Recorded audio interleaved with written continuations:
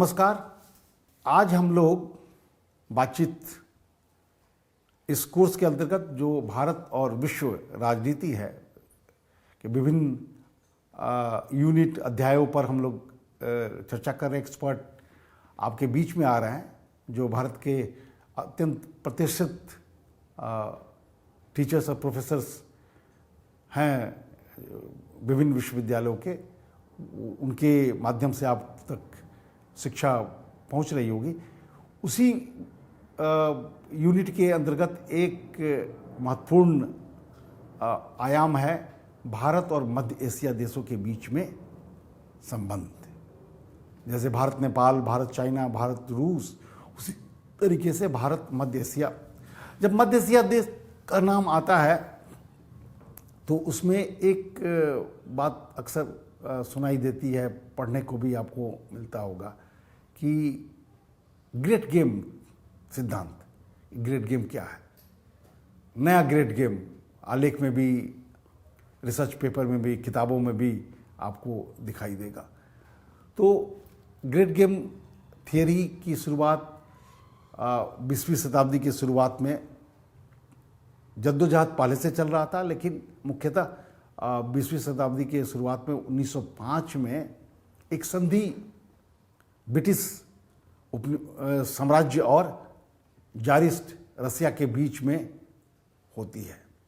जैसा कि हम जानते हैं कि उस दौरान सोवियत यूनियन, जिसे जो अभी रूस है उसे पूर्व में पूर्व सोवियत यूनियन कहा जाता था, वो दक्षिण एशिया में अपने पैर फैलाने की कोशिश में लगा हुआ था और उसकी निगाहों में अफगानिस्तान, मध्य एशिया के साथ साथ दक्षिण एशिया के कुछ हिस्से भी शामिल थे जिसमें भारत भी हो सकता था।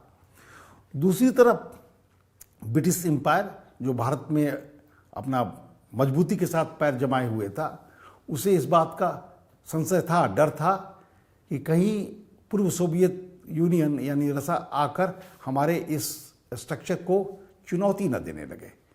और इसी के कारण से दोनों के बीच में युद्ध हुआ और युद्ध के बाद संधि हुई और संधि में ये माना गया, वखान कॉरिडोर एक पॉइंट रखा गया जो अफगानिस्तान और मध्य एशिया के बीच में है, जहाँ पर पाक ऑक्युपाइड कश्मीर की सीमा भी मिलती है और उधर से चीन की भी सीमा मिलती है।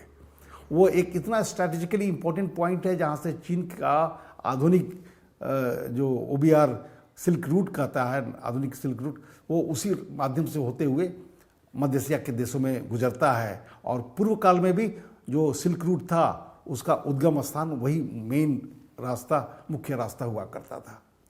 तो वो एरिया का उत्तरी हिस्सा मान लिया गया कि वो सोवियत यूनियन के प्रभाव क्षेत्र में है और उसमें ब्रिटिश एम्पायर हस्तक्षेप नहीं करेगी। और दूसरी तरफ उसके दक्षिण वाले एशिया को, यानी वहाँ से अफगानिस्तान से होते हुए जो भारत का साम्राज्य है जो ब्रिटिश साम्राज्य के अंतर्गत आता था, वहाँ पर सोवियत यूनियन प्रभाव नहीं डालेगा, हस्तक्षेप नहीं करेगा। और इसी के आधार पर इसे ग्रेट गेम थियरी का नाम दिया गया, जो मुख्यतः एक उपन्यास में एक लेखक के द्वारा इसकी, किपलिंग ने लेखक थे जिन्होंने अपने उपन्यास में ग्रेट गेम की चर्चा की थी, उसे ही पॉलिटिकल साइंटिस्ट ने, ज्योग्राफर ने उस टर्मिनोलॉजी को अंतर्राष्ट्रीय राजनीति का हिस्सा बनाया और उसके आधार पर इसकी व्याख्या की। फिर उसके बाद आप देखते होंगे कि मध्य एशिया के संदर्भ में जब आज चर्चा होती है तो कई लोग न्यू ग्रेट गेम थियरी की बात करते हैं। तो न्यू ग्रेट गेम क्या ग्रेट गेम थियरी का हिस्सा है?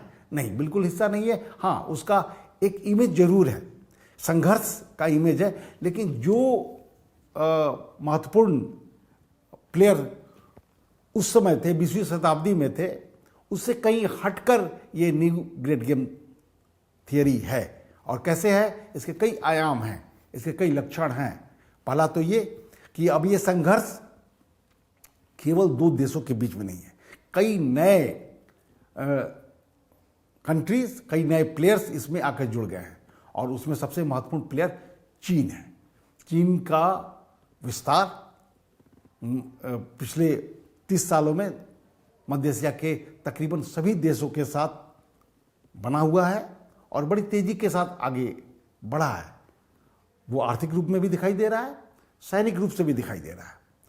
दूसरा महत्वपूर्ण देश पाकिस्तान है, जो चीन के इशारे पर भी काम करता है, चीन के साथ भी काम करता है, और उसे एक नेक्सस के रूप में हम जानते हैं। चीन पाकिस्तान गठबंधन के रूप में हम भारत के विरुद्ध भी देखते हैं, और वो सहमति, वो समानांतर रेखा दोनों देशों के बीच में मध्य एशिया में भी स्थापित होती हुई दिखाई दे रही है। तीसरा उसके नॉर्थ वेस्ट में टर्की है।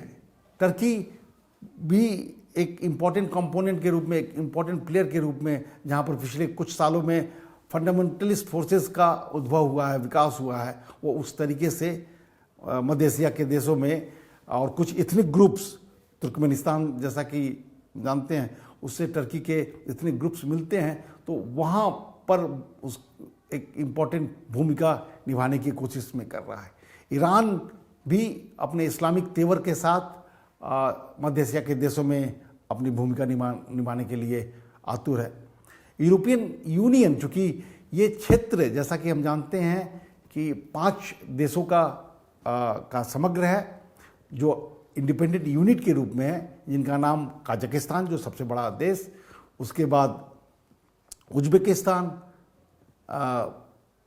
किर्गिस्तान, तुर्कमेनिस्तान और ताजिकिस्तान, ये 5 देश हैं जिसे मध्य एशिया कहा जाता है, और छठा अफगानिस्तान को अगर जोड़ लिया जाए तो ये इंडिपेंडेंट यूनिट है, एक अलग नेशन स्टेट है, जो 1991 में सोवियत यूनियन से अलग हुए और स्थापित हुए, और जिसकी मान्यता संयुक्त राष्ट्र के द्वारा भी दी गई।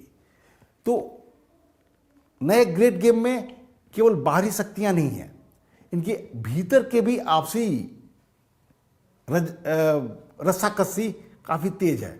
आप इसका सोशल कंपोजिशन अगर सेंट्रल एशिया का देखेंगे तो किसी भी देश में, चाहे वो कजाकिस्तान हो या उज्बेकिस्तान, वहाँ पर उज्बेकिस्तान में केवल उज्बेक ही नहीं रहते, बल्कि इंटरनल माइग्रेंट्स, चाहे वो कजाकिस्तान से उज्बेकिस्तान में गए हों, या उज्बेकिस्तान से कजाकिस्तान में गए हों, या तुर्कमेनिस्तान से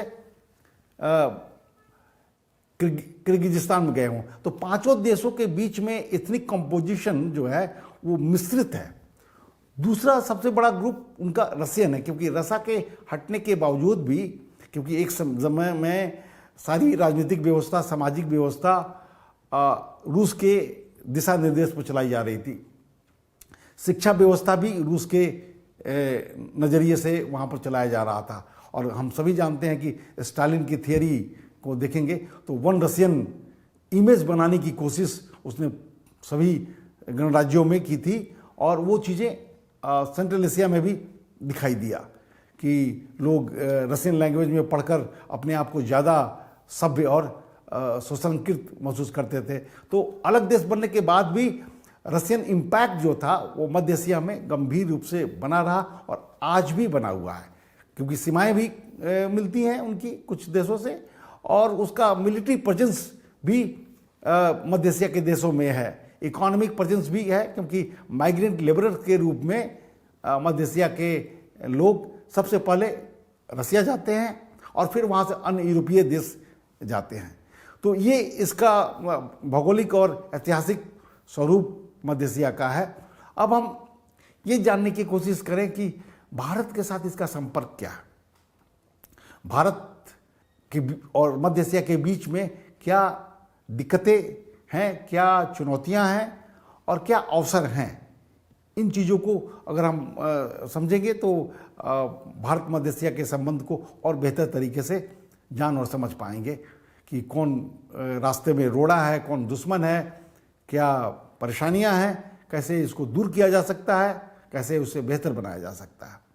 जैसा कि मैंने कहा कि हमारे ऐतिहासिक संबंध मध्य एशिया के देशों के साथ थे। 3rd BC से, 3री शताब्दी BC से लेकर 15वीं शताब्दी तक के इतिहास को अगर पढ़े समझें तो आपको दिखाई देगा कि हमारे ऐतिहासिक संबंधों में केवल इतिहास की बात नहीं, बल्कि केवल संस्कृति की बात नहीं, बल्कि बहुत ही मजबूत आर्थिक आधार भी भारत और मध्य एशिया के देशों में स्थापित था। अल बरूनी जो मध्य एशिया से आकर यहाँ पर भारत आया, जिसने कई हिंदी धर्म ग्रंथों का अध्ययन किया और उसने ट्रांसलेट भी किया, और वो पूरे दुनिया में अन्य भाषाओं में उसे पढ़ा गया, समझा गया। उस समय से लेकर अब पहले कुषाण पीरियड में चले जाएंगे तो कुषाण पीरियड में भी आप देखते हैं कि मध्य एशिया से के बीच भारत का कितना मजबूत सांस्कृतिक आधार है। खुदाई के द्वारा कई ऐसे तत्व अभी भी मिल रहे हैं जो इस बात की पुष्टि करते हैं कि जितना गंभीर और मजबूत आधार और संबंध भारत के साथ था, उतना किसी अन्य देश के साथ नहीं था। और वो सिलसिला आज़ादी के बाद भी चला। आज़ादी के बाद इसलिए चला क्योंकि भारत और रूस के बीच में एक विशेष संधि, एक विशेष मैत्री और मित्रपूर्ण संबंध था 1971 में। जैसा कि हम जानते हैं कि भारत और रूस के बीच में 20 वर्षीय संधि की गई, और उस संधि का आकार यही था कि हम एक बेहतर दोस्त के रूप में काम करेंगे। उससे फ़ायदा भारत को ये हुआ कि हम मध्य एशिया के देशों में भी अपने दूतावास तो नहीं, क्योंकि अलग इंडिपेंडेंट यूनिट के रूप में नहीं था, काउंसलेट जनरल की स्थापना की गई जो अन्य देशों के नहीं थे। तो इतना होने के बावजूद भी आपको याद होगा, एक एपिसोड पढ़े होंगे कि ताशकंद समझौता, ताशकंद कहाँ पर है? ताशकंद उज्बेकिस्तान की राजधानी है। और 1965 के भारत पाकिस्तान युद्ध के बाद जो शांति पहल रूस के राष्ट्रपति के द्वारा उस समय की गई थी, और उसमें भारत और पाकिस्तान के प्रधानमंत्री वहाँ पर मिले थे, और उसके कारण से, संधि के कारण से या राजनीतिक जो भी चोट पहुँची थी, हमारे प्रधानमंत्री, पूर्व प्रधानमंत्री लाल बहादुर शास्त्री का निधन भी ताशकंद में हुआ था। तो कहने का अर्थ कि मध्य एशिया के सारे गणराज्य भारत से ऐतिहासिक रूप से, सांस्कृतिक रूप से, और लेकिन आधुनिक रूप में कई रूपों में जुड़े हुए थे। लेकिन 1991 के बाद से लेकर पिछले कुछ सालों तक हमारे संबंध में निरंतर गिरावट आर्थिक रूप में आती गई। हम उतने मजबूती के साथ जो हमारे संबंध सोवियत यूनियन के साथ थे, जो हमारे प्रेजेंस मध्य एशिया के देशों में होने चाहिए थे, वो नहीं बन पाया और वो कमज़ोर होता चला गया। और उसका सबसे बड़ा फ़ायदा चीन को हुआ। चीन पिछले 30 सालों में देखें तो अपने द्विपक्षीय संबंध के आधार पर और बहुपक्षीय संबंध के आधार पर मध्य एशिया के देशों के हर कोने में फैला हुआ। अब मध्य एशिया के पास है क्या जिसके कारण से हमें नुकसान हुआ? हम सभी जानते हैं कि मध्य एशिया के पास मिनरल, खनिज पदार्थ की अद्भुत प्रचुरता है। वहाँ पर गैस की जब हम बात करते हैं, क्योंकि इंडिया अब दुनिया का तीसरा था, लेकिन अब दूसरा देश बन गया जहाँ पर हमें एनर्जी की ज़रूरत है, पेट्रोल, डीजल और गैस की ज़रूरत है, क्योंकि इकोनॉमी को ड्राइव करने के लिए इन चीज़ों की अत्यंत आवश्यकता है। और उसके लिए मध्य एशिया के देशों के पास अपूर्व साधन है। कैस्पियन सी जिसे कहते हैं, वहाँ पर गैस की प्रचुरता है। हम उसके लाने के लिए मध्य एशिया के देशों के साथ एक योजना भी बनाए जो पिछले कई साल पहले बनाए गए, जिसे टापी कहते हैं। तुर्कमेनिस्तान, अफगानिस्तान, पाकिस्तान और भारत। तो वहाँ से टापी से गैस और एनर्जी अफगानिस्तान से होते हुए पाकिस्तान और पाकिस्तान से होते हुए भारत में प्रवेश करेगा। लेकिन पाकिस्तान के व्यवहार के कारण से, पाकिस्तान की रंजिश की वजह से तापी पाइपलाइन अभी भी कटघरे में खड़ा है और उस पर बहुत काम हुआ नहीं, और एक बूंद गैस तेल हमारे यहाँ पर मध्य एशिया से नहीं पहुँचे हैं। जबकि चाइना ने इस चीज़ का फ़ायदा उठाते हुए सभी पांचों देशों के साथ गैस पाइपलाइन की जालें बिछा दी हैं, और उससे हम जानते हैं कि 3 मध्य एशिया के राज्यों के साथ चीन की सीमाएं मिलती हैं, और वो पूरी तरह से उनके संसाधनों को निचोड़कर अपने विकास कार्य में लगा रहा है। दूसरी तरफ वो कैस्पियन सी तक, मध्य एशिया के देशों के माध्यम से वो कैस्पियन सी के गैस को भी अपने प्रयोग में लाने की कोशिश कर रहा है, कर भी बहुत हद तक कर भी चुका है, और फिर उसके बाद अपना विस्तार यूरोपीय देशों के बीच में स्थापित करने की कोशिश में लगा हुआ है। अब ये जानने की कोशिश किया जाए कि भारत मध्य एशिया देशों के संदर्भ में महत्वपूर्ण चुनौतियां कौन कौन सी हैं। हमने जैसा कि कहा कि 2012 में भारत के द्वारा India central Asia connect policy नीति की शुरुआत हुई, लेकिन बहुत काम उस पर भी नहीं हो पाया। 2015 में पहली बार देश का कोई भारतीय प्रधानमंत्री 5 मध्य एशिया के देशों का दौरा करते हैं, घूमते हैं, देखते हैं और ये पाते हैं कि अभी भी स्थिति हमारी इतनी कमजोर क्यों है, व्यापार इतना कम क्यों है, चीन का 10वां हिस्सा से भी कम है, ऐसा क्यों हुआ, कैसे हुआ। तो इन चीज़ों को मजबूत बनाने की कवायद, मजबूत बनाने की शुरुआत की जा रही है, लेकिन अभी भी हम बहुत पीछे हैं। अब हम देखें कि हमारे और मध्य एशिया देशों के बीच में मुख्य अड़चनें क्या क्या हैं, चुनौतियाँ क्या क्या हैं। चुनौतियाँ जैसा कि मैंने कहा कि सबसे पहले तो नए ग्रेट गेम में जो सबसे महत्वपूर्ण देश के रूप में उभर कर आया वो चीन है, और चीन अगर भारत की पहुंच वहां तक बनती है तो ये बहुत ही कष्टदायक होगा और भारत के लिए एक चुनौतीपूर्ण होगा। चीन किसी भी तरीके से अपने नेक्सस को बनाकर भारत की गति को, भारत के विस्तार को मध्य एशिया के देशों में रोकना चाहता है। दूसरी चुनौती भारत के लिए चीन पाकिस्तान नेक्सस है। वो भी जैसा कि हमने कहा कि अफगानिस्तान में भी और मध्य एशिया के देशों में भी चीन और पाकिस्तान एक साथ एक समानांतर रेखा पर चलने की कोशिश कर रहे हैं, और उस समानांतर रेखा की एक बात यह भी है कि वो भारत को पीछे ढकेलना चाहते हैं, भारत को पीछे रखना चाहते हैं। तीसरी महत्वपूर्ण चुनौती है इस्लामिक आतंकवाद की चुनौती। पिछले कुछ सालों में जैसा कि आर्थिक स्थिति की जब हम बात करते हैं तो मध्य एशिया के देश अत्यंत गरीब हैं, लेकिन उनका जो हिस्टोरिकल पृष्ठभूमि रहा है वो बहुत ही सूफी संतों का की भूमि मानी जाती है। जो इस्लाम का सॉफ्ट वर्जन था वो वहाँ पर पनपा, और यही कारण है कि तकरीबन 99% मुस्लिम देश होने के बावजूद भी वो देश अपने आप को आज भी अपने आप को सेकुलर आइडेंटिटी के साथ बनाए हुए हैं। सोवियत यूनियन से अलग होने के बाद इस बात की हवा तेज थी, लोग कयास लगा रहे थे कि ये पांचों देश इस्लामिक देश में कन्वर्ट हो जाएंगे, जैसा कि पाकिस्तान है, जैसा कि अफगानिस्तान है, जैसा कि अन्य इस्लामिक देश है। लेकिन इन्होंने अपनी सेकुलर आइडेंटिटी को, धर्मनिरपेक्ष पहचान को बिल्कुल बनाए रखा, और इसका कारण है कि वो जो इस्लाम वहाँ पर पल्लवित हुआ, पुष्पित हुआ और आगे बढ़ा, वो बहुत ही सॉफ्ट वर्जन इस्लाम था। तो भारत लेकिन पिछले कुछ सालों में, यानी नए एंटिटी के बनने के बाद, टर्की के कारण से, कभी अरब देशों के उसमें विस्तार के कारण से, चाहे ईरान की वजह से, उन देशों का डेमोग्राफिक और पॉलिटिकल स्ट्रक्चर बदलने लगा और एक बहुत ही हार्ड वर्जन ऑफ इस्लाम वहाँ पर प्रवेश करने लगा। और इसकी कवायद झलक 1996 में जब तालिबान की सरकार अफगानिस्तान में आई और तकरीबन 2001 तक रही, उसका जो प्रभाव मध्य एशिया के देशों पर पड़ा वो भी बहुत नकारात्मक था।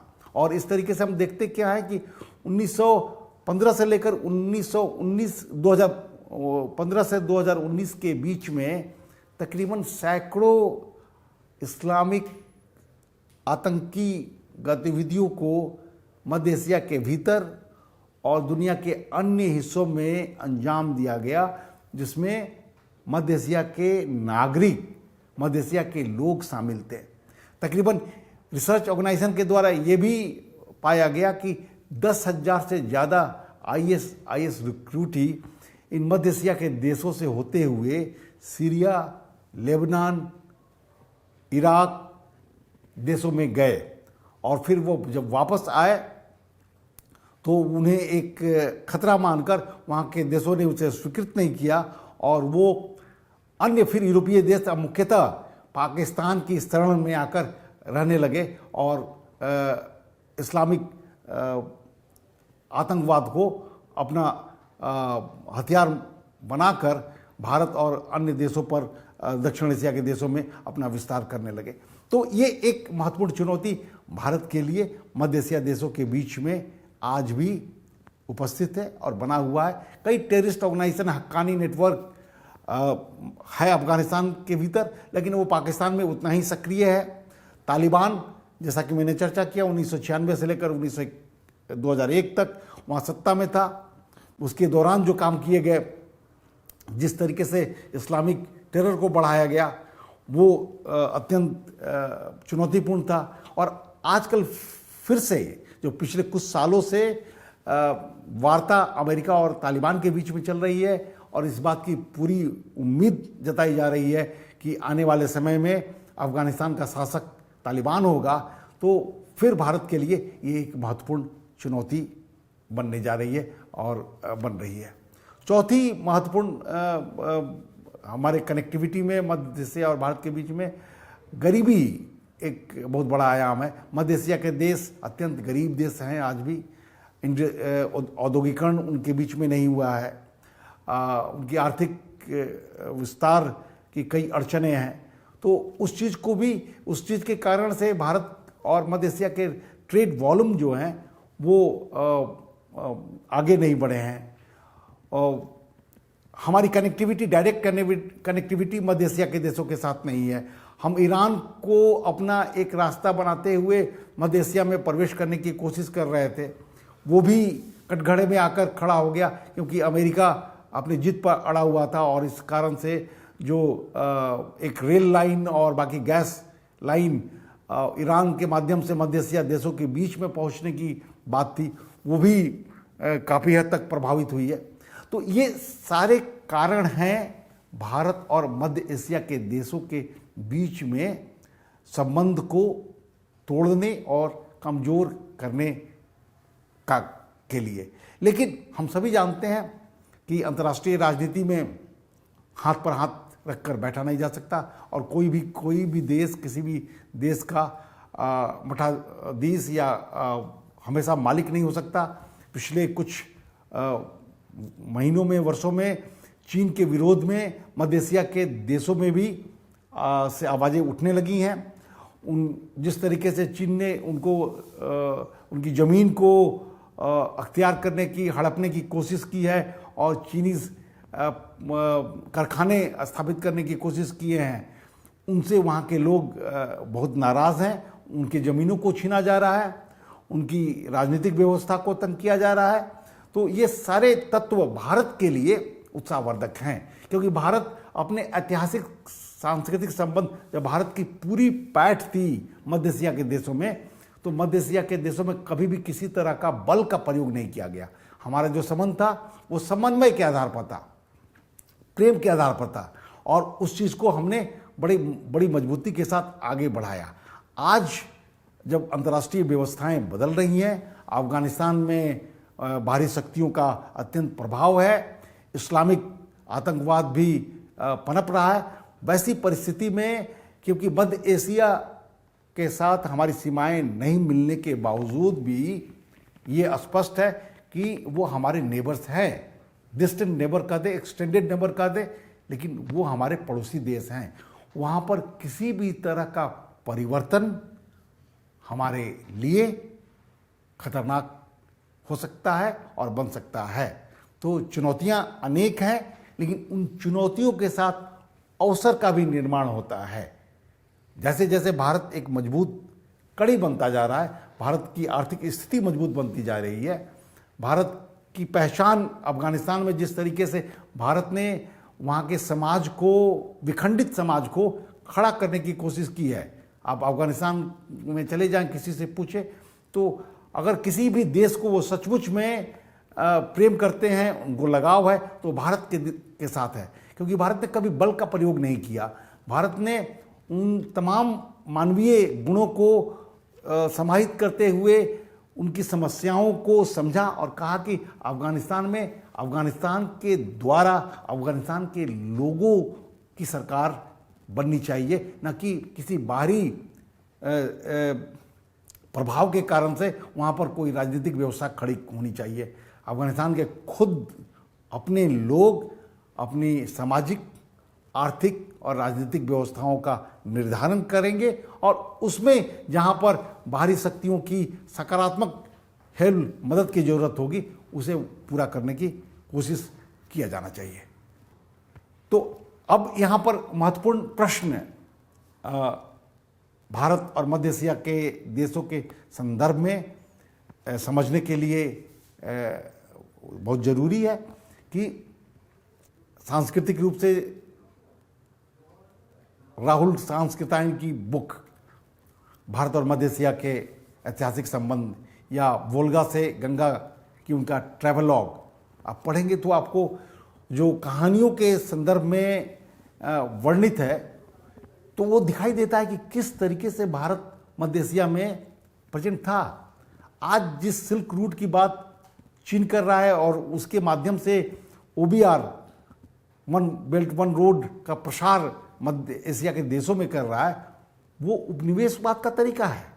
लेकिन भारत का सिल्क रूट और भारत का जो व्यापारिक संबंध था, चाहे वो कुषाण काल में हो या उसके बाद का हो, वो परस्पर प्रेम का था।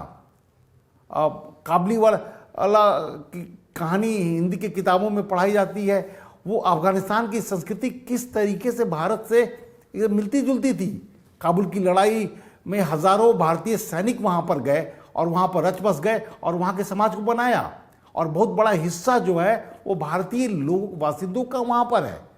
तो इन तमाम चीज़ों को देखते हुए हम जानते हैं कि सॉफ्ट पावर का बहुत इम्पोर्टेंट रोल होता है समाज को बनाने और आर्थिक व्यवस्था को बनाने में। लेकिन ये भी सच है कि सॉफ्ट पावर तभी कारगर होता है जब हार्ड पावर वहाँ पर उपस्थित हो। भारत ने का इमेज जो पहले था वो हार्ड पावर के रूप में अपने सब कॉन्टिनेंट में नहीं समझा जाता था या अन्य देशों के द्वारा उतनी गंभीरता के साथ नहीं लिया जाता था। लेकिन अब स्थिति बदल रही है। भारत एक मजबूत हार्ड पावर के रूप में भी, जिसके पास आर्थिक संसाधन है, जिसके पास आर्थिक शक्ति है, जिसके पास सैनिक सत्ता है, दुनिया का तीसरा बड़ा सबसे सैनिक व्यवस्था मेरे पास है। तो जिस तरीके से विस्तार भारत का कद आगे बढ़ रहा है तो उससे उसका प्रभाव न केवल अफगानिस्तान बल्कि मध्य एशिया के देशों पर भी पड़ेगा। और संभव है कि सभी लोग मजबूत देशों के साथ जुड़ना चाहते हैं और वो चीज़ आज ये चीज़ें भारत और मध्य एशिया संबंध के रूप में देखी जाएंगी और समझी जाएंगी। धन्यवाद।